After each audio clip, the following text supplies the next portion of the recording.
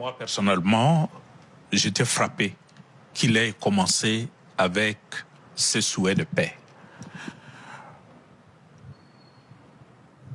Nous, on pouvait peut-être penser, en tant que pape, il va insister sur des choses spirituelles, etc. Mais en commençant par le souhait de paix, comme dit justement le cardinal Gérard, il rejoint le Christ ressuscité. Et il est devant ses disciples qui l'ont renié, qui ont fait des histoires drôles pendant qu'ils souffraient. Mais il commence par leur souhaiter la paix.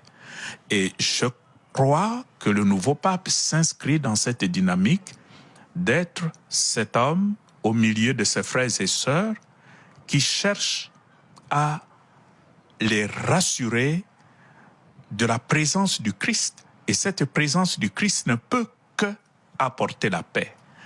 Mais la paix n'est pas une donnée, naturelle. Nous devons travailler pour la construction de cette paix. C'est la paix du Christ, mais nous devons accueillir cette paix dans nos communautés. C'est aussi le témoignage de l'Église dans un monde qui aujourd'hui est déchiré par la guerre. Et je m'adresse à l'archevêque de Kinshasa en RDC. On sait la violence qui se déchaîne aujourd'hui dans plusieurs parties de votre pays. Ce témoignage de paix, c'est pas l'Église qui va pouvoir apporter la paix au plan politique. C'est une parole, à quoi ça sert? La notion de paix, pour nous, ça a une valeur inestimable.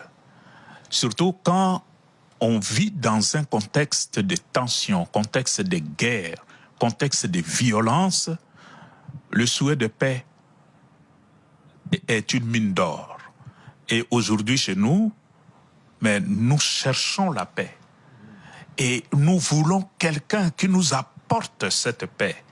Le rôle de l'Église actuellement au Congo, c'est justement essayer de travailler sur la construction de cette paix. Mais alors, c'est tout le monde qui doit s'impliquer là-dedans. Alors, ce que lui a dit hier, pour nous, ça nous rejoint. C'est comme une confirmation. Le nouveau pape est en train de nous dire, vous êtes dans la bonne direction, allez de l'avant. Et là, ça m'a fait beaucoup de bien.